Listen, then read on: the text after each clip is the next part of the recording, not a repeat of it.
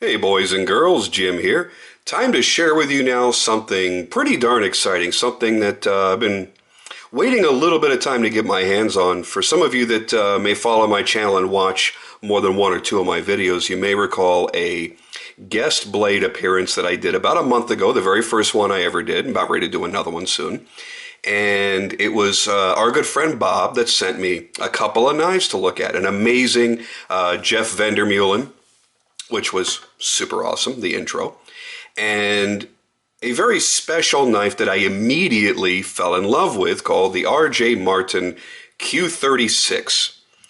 And since that day, since the day that I first flipped that knife, and you guys know that I am crazy for flippers, that's my favorite type of deployment method. And after playing with that, with its amazing detent and the almost heaven-like balance of that blade and that pivot, I realized I had to have one.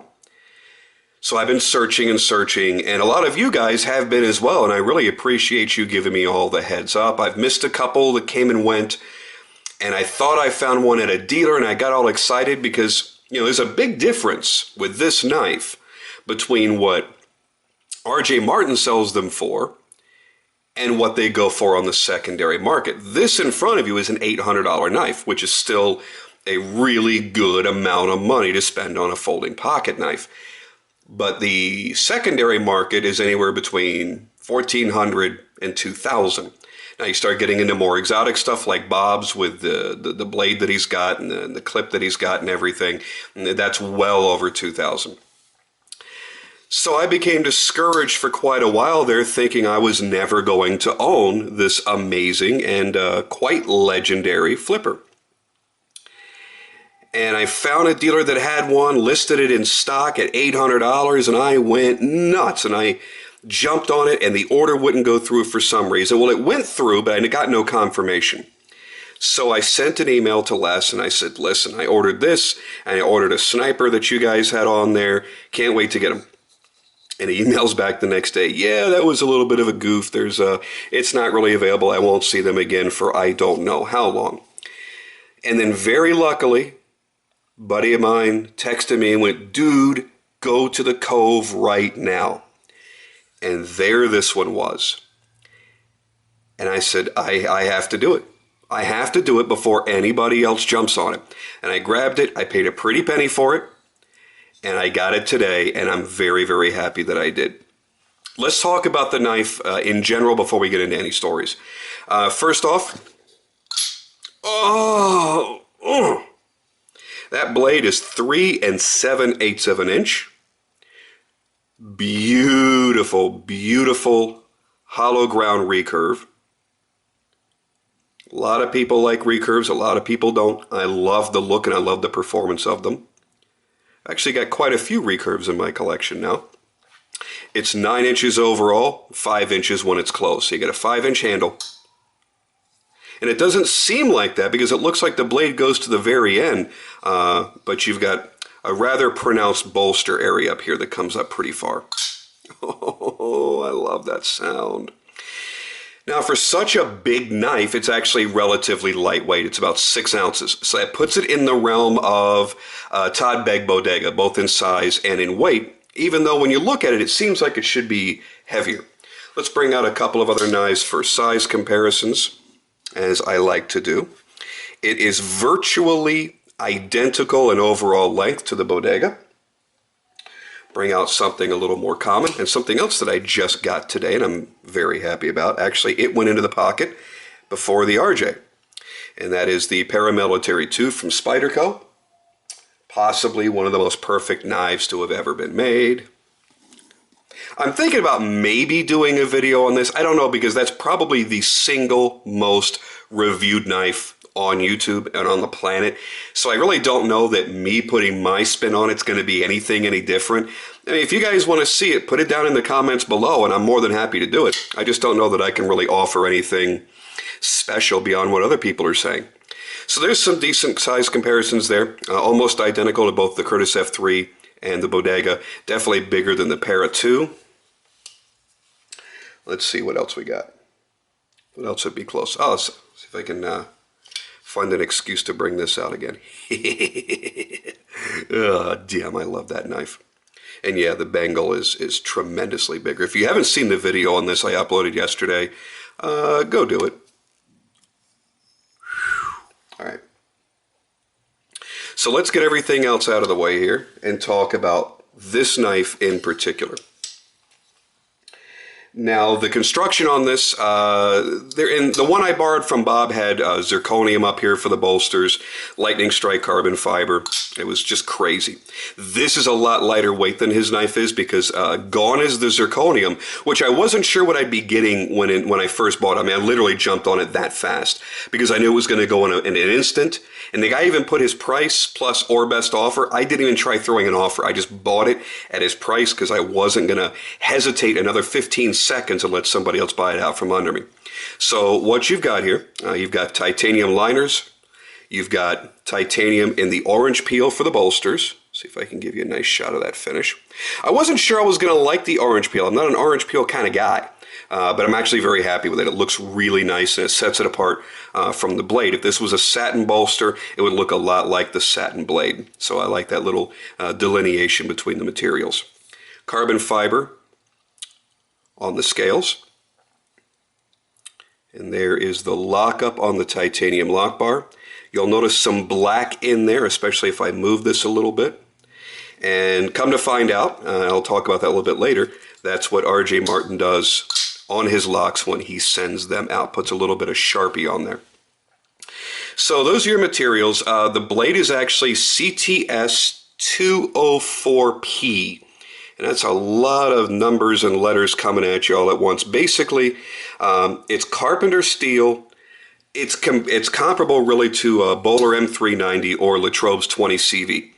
And all that basically means is it's going to have some of the absolute best edge retention of any steel available for knives.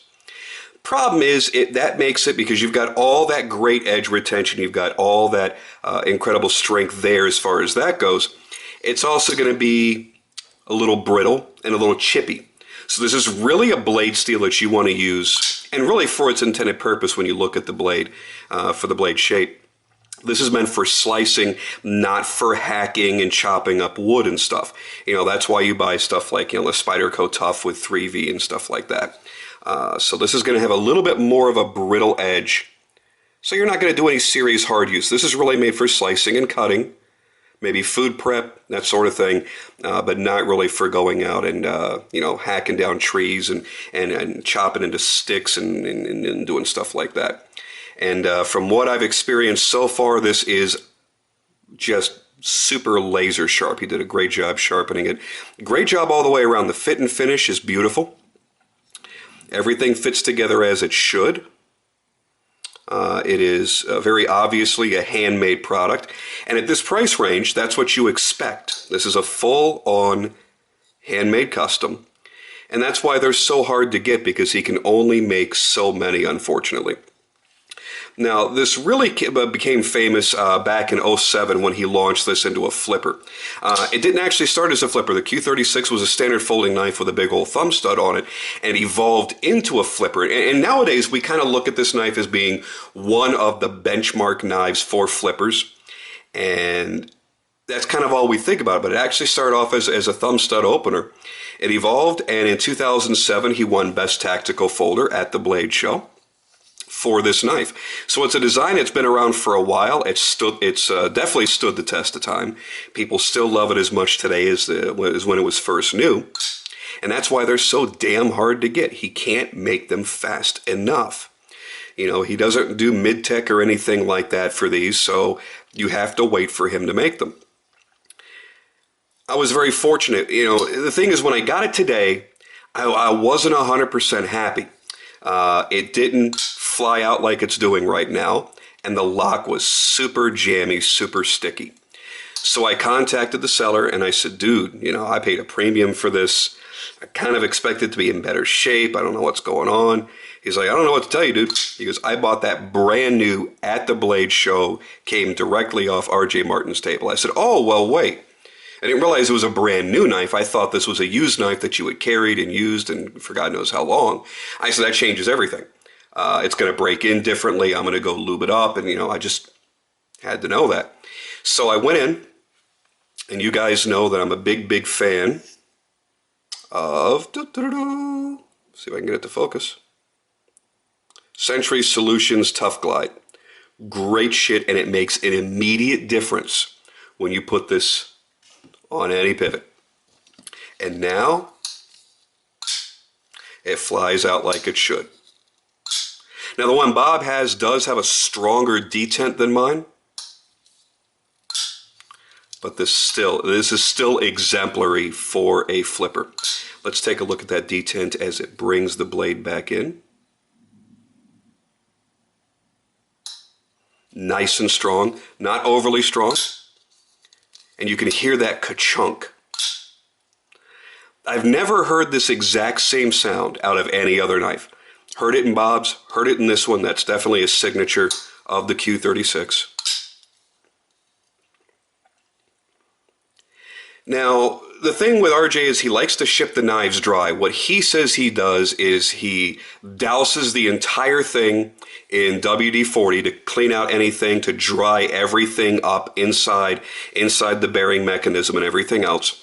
And then he hits it with compressed air until he's blown everything out of the knife and made it completely dry, and he ships them dry. He says that your best performing flipper is going to be a dry pivot and not getting any oil, any lubricants whatsoever on the lock face.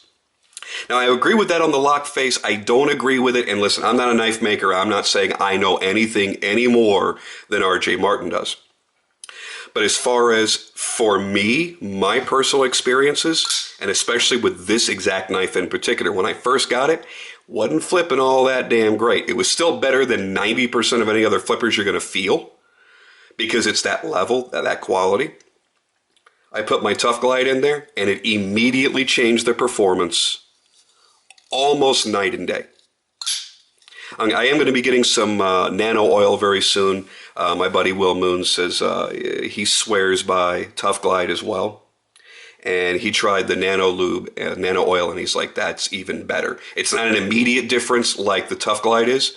He says, but over time, as it breaks in and works its way in, he says it's actually even better. So I'm actually going to be trying that out, and I may make the switch over to it. But for right now, I'm sticking with Tough Glide because it kicks ass.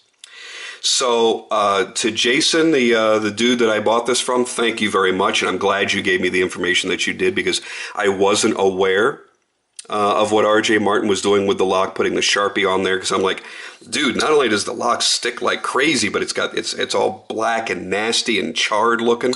He's like, nope, that's how RJ does it. He puts a little drop of Sharpie on there. And that's it. And now, as you can hear, I'll undo it right here. Only a teeny tiny bit of stick. So it's breaking in nicely. I've probably already flipped this thing 200-300 times. So I'll be doing another probably 500 times over the course of today until my thumb just can't handle engaging that lock any longer. For me, this is the perfect balance of knife. You've got a great retention on the clip, nice size clip. It's going to stay in the pocket. Fairly deep carry, but just enough hanging out where you can grab onto it. The way the frame is shaped, it gets wider toward the pommel, narrower toward the pivot. So you've got a secure feeling like it's not going to slide out of your hand. The ergonomics are great. You've got a nice curved spine back here. Nice front choil up here. Nice curvature all the way around. Everything is contoured. Everything is rounded. So when you've got this in your hand, you don't feel any hot spots. And no issues with the clip either, which now I really pay more attention after the Microtech DOC debacle with the FU clip. If you didn't see that video, that was probably my most entertaining review to date. You really need to watch the Microtech DOC review. Seriously. And let's see what else. The carbon fiber is done perfectly. Really has a unique look to it with this almost a starburst pattern coming out of the center. Don't know how he did it, but it looks damn awesome. This is the kind of knife that you'll play with all day. You're going to want to flip it and play with it and flip it and play with it and drive everybody nuts. And what I love about this as opposed to Bob's, because I could have bought Bob's and we kind of talked about it a little bit. He doesn't want to sell it, but I could have talked him into it. The thing with Bob's is I wouldn't want to go messing with that blade. I wouldn't want to go cutting stuff and hacking at stuff all day long. With this knife, you've got such a clean look with the orange peel titanium and the satin blade. It's going to be easy to touch up. If I want to send it in every year or two to somebody to have them resatin the blade, I'm not going to spend a lot of money. It's going to be super simple and quick. It's not like messing with a Damascus. A Damascus? Really? Did I just say Damascus? I did. It's not like messing with a Damascus blade or Timascus, on the bolsters or anything weird. It's a simple, straightforward look. It's a simple, straightforward knife overall, made to an exceedingly high quality. Great fit and finish. There's the centering, which is perfect as to be expected from a knife of this caliber. The jimping and the angle of the thumb ramp is just dead on perfect. I came so close last week to buying that new zero tolerance version, the 0600. A few of my friends bought them.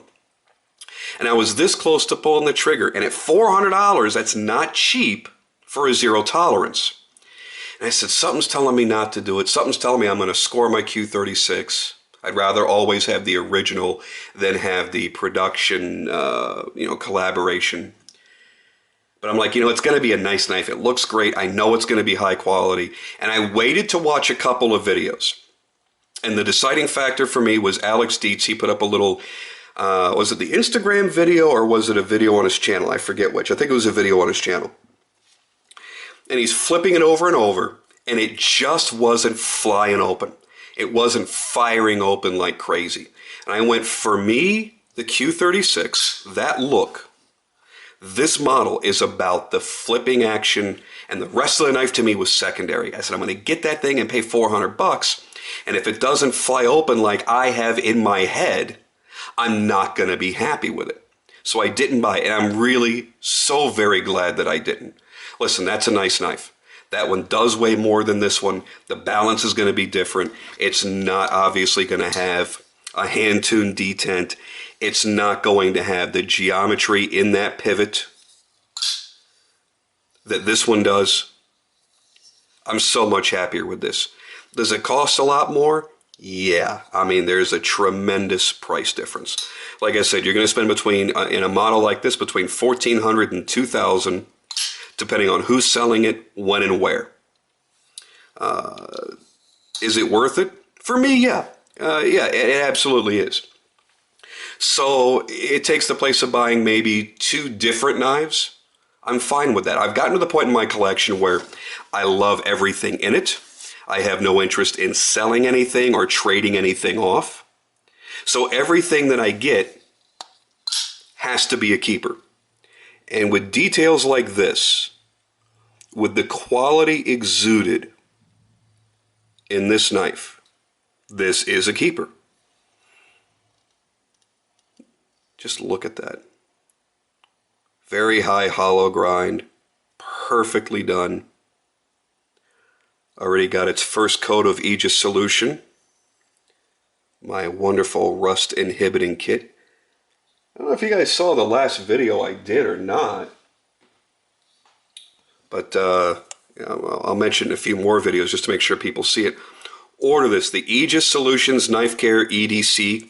Get this, seriously, throw away that friggin' smelly ass tough cloth and protect your knives with that stuff. Super awesome stuff. Everything about this knife is overbuilt. Now, it's not overbuilt to a degree like a Direware or a Medford Praetorian. It's not completely overdone, but this is still very thick titanium, very thick carbon fiber, very thick liner lock on this. And it's solid in the hand. Fills the hand nicely. Got a great feel. Forward, backward. Doesn't matter how you hold it. All right, I'm going to cut it off here because at this point I'm just going to be rambling while I'm staring at this beautiful knife. One quick swipe across it, macros, in HD to give you a good look at it open and closed. It's been a really nice week in the Skelton household. Gotten a hold of some really, really cool knives. Couldn't be happier. Look at that palm swell coming out right there. That beautiful palm swell. These are those little details that you're not going to find in standard knives that makes it worth spending the extra money, that extra attention to detail.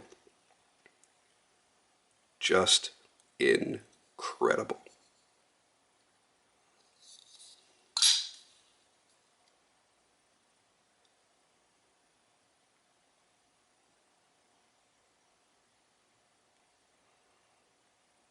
As you see, I've already done a couple little cut tests. Oh, I had to. This thing goes through cardboard like a hot knife through butter. Let me tell you what. Let me tell you what. All right, boys and girls, I'm out of here. I'm going to go fondle myself. I'm going to go fondle my new knife. Have a little bit of fun. I'll talk to you guys later. Thanks.